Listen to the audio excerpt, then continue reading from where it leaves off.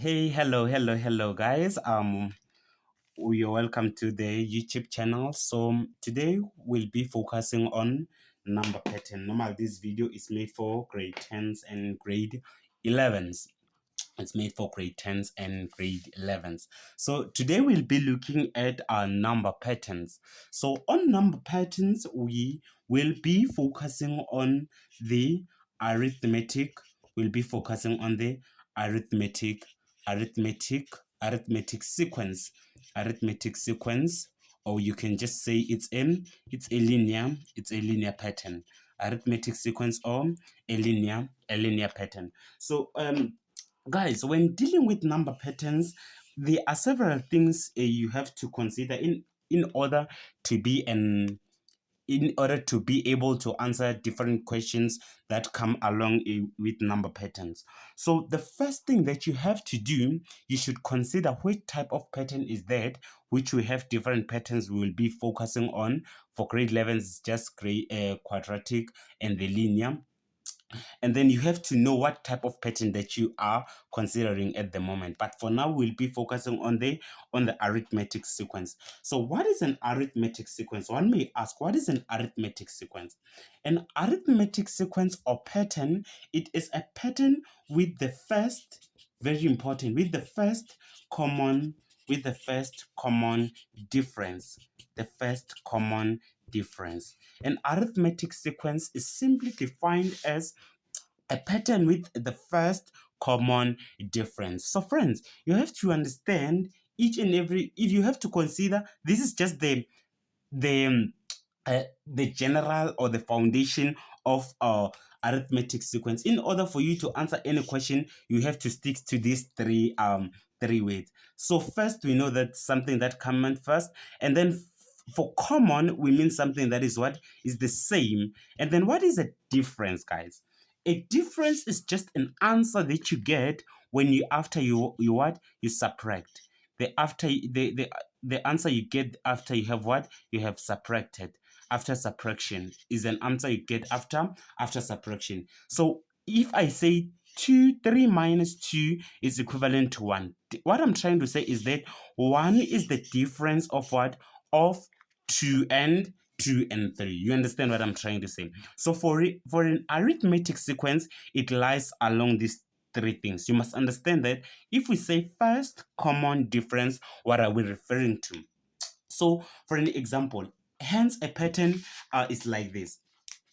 If you are talking about a pattern is something that that has a way to describe it, and if I can put it. So let's just consider this pattern: 2, 4, 6. You see, now this one is a pattern: 2, 4, 6, and then you can simply know what will be the next two terms because it continues as what? As a pattern. Hence you can just tell me that it's gonna be 8, 10, and then 12, like that. So what do we refer to when we say this is an example of an arithmetic sequence? We say it's an example of an arithmetic sequence. Let's see if ever we are right on that. What you are going to do, you are going to find what? You are going to check if ever we have what? The first common difference. If we do have the first common difference, then that means that it's what? That is an arithmetic sequence. How do we get the first common difference? The first common difference, normally it is symbolized by what? By the letter D. The letter D symbolized for what? Is the letter that we use to represent what? The first common difference. So we say the first common difference is what? First common is like when we separate this one minus this one, we 4 minus 2, we get 2, 6 minus 4, we get 2, 8 minus 6, we get 2, 10 minus 8, we get 2. Like we will have what? Common. You see, is the difference, is the first difference from the pattern that is what? That is common. The difference is what? It is common. That's why now we can just conclude and say this one is what? Is an arithmetic sequence. We can have so many examples of arithmetic sequences. so many. We'll just look at them for a while. So now let's get to the core of it. Let's get to the core of it. We know for an arithmetic sequence we have to have what we refer as what the formula that symbolizes the quadratic or the arithmetic sequence. What is the formula? The formula say Tn is equivalent to a plus into n minus 1 multiplied by d, all multiplied by d. So you have to understand you have to know what each and every letter of the formula stands for. Before we go there, let's consider patterns. So in a pattern, if we have a pattern like 6, 8, and then as it goes on, 10, as it goes on like that, we know that this one is term number 1. This is term number 2 is term number 1. 3, term number 2, number 3, term number 3, term number 4, term number 5. This 2 is term value. Let me make this one clear. This one is T1, T2, T3, T4, T5, as it goes on. It means that we are given 5 terms in this pattern. So these 2, 4, 6, 8, 10. This one will refer them as what we call them the term value. We refer them as what? As term value. You just count randomly, like we are saying 1, 2, 3, 4, 5 as they follow consecutively. So as they follow each other is term number 1, term number 2, term number 3, term number 4, term number 5. And then these numbers, the 2, 4, 6, 8, 10s, we refer them as what? As the term value. You understand? So if I say, what is term number 2? What is the term value of term 2? Is what? Is 4. You understand? So this one are the term values, and then but this one is term number 1, term number 2, number 3, number 4, number 5. I hope it makes sense. So now in this formula, this Tn is just the nth term. It symbolizes like the term. This one symbolizes the term value. It symbolizes the term value. And then this A is the first. This one is the first term. This one is the first term. We can just say it is T number 1. Is T number 1. It is the first term. And then this one, the N is the term. This one is the term number. Or we can say it is what? Is the term position. It is the term number or the term position. This N. And then hence I've said before that this D represent what? Represent the first. Be careful with this one. You see, I don't just say common difference. It's the first common. Is the first common. Is the first common difference. Is the first common difference. The first common difference. I hope it makes sense. So now, guys, let's learn how to use this formula. This formula, it is used to determine, if we have this formula, we can get each and every term of the sequence. So now let's just use the formula and see how it works. So we don't know the term. We're gonna say Tn is equivalent to, what is the first term? The first term in our case is what? Is 2. A stands for the first term. It's gonna be 2 plus into, and then we say n. We are getting we will get the formula in terms of what? Tn and what? And n minus 1. And then what is the difference in this case? What is the first common difference?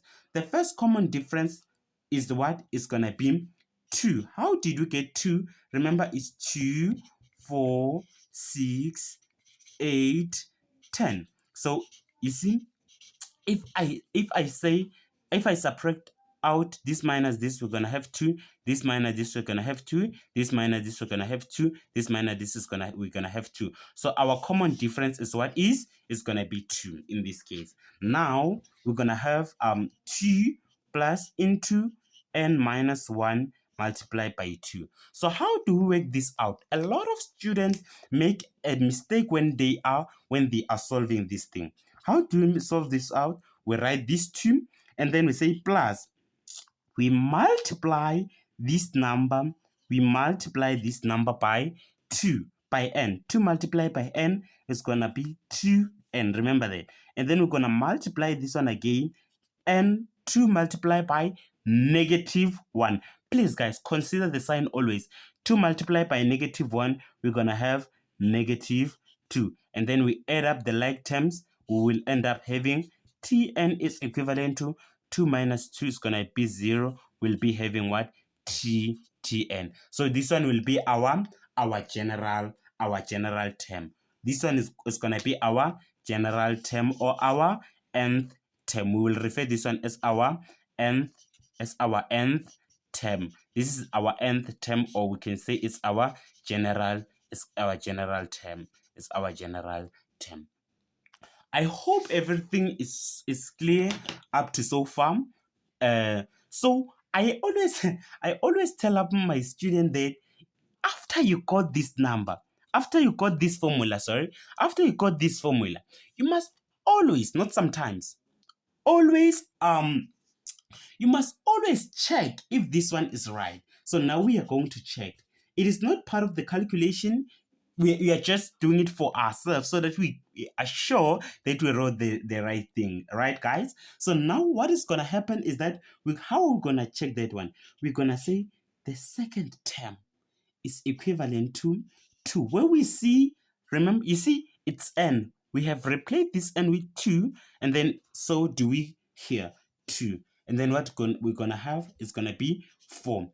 Indeed, our second term is equivalent to what? It's equivalent to 4. Please try not to test with the first term. Why? Because we already used the first term when we were deriving the formula. Like here, we already used the first term. So please try not to use the first term and then try to use the second term or the third term. We can even try the third term to see if ever we're going to get 6. What is the third term? Third position. What is the third position? Our third position is going to be 2 into what we see, and we put what? We put 3, and then it's going to be what? It's going to be 6. Indeed, our third position is what? Is 6. We will be working on more exercises on this one, guys. So just stay with me. Remember, guys, the formula, you check the formula, you know what are the aspect of the formula and what each aspect means. Remember, this one is the term value, this one is the first term, this one is the term position. Which position? 1, 2, 3, 4, 5. You understand? And then this one, the D, is the first common difference. When we are talking about what? About an arithmetic sequence or a linear sequence. I hope these things make a little bit sense to you, but you will get it when we try to do more exercises. Okay, here is an exercise. Here's an exercise. Let's try this exercise. The exercise says, find the next 3 terms of the pattern. Find the next 3 terms of the pattern. So let's try and work it out. So you can feel free to pause the video and work it out and see what you get. So since we have 4, 10, and then 16 like this, since we have 4, 10, 16 like this that we are given from the linear pattern, so we have to find the next 3 terms.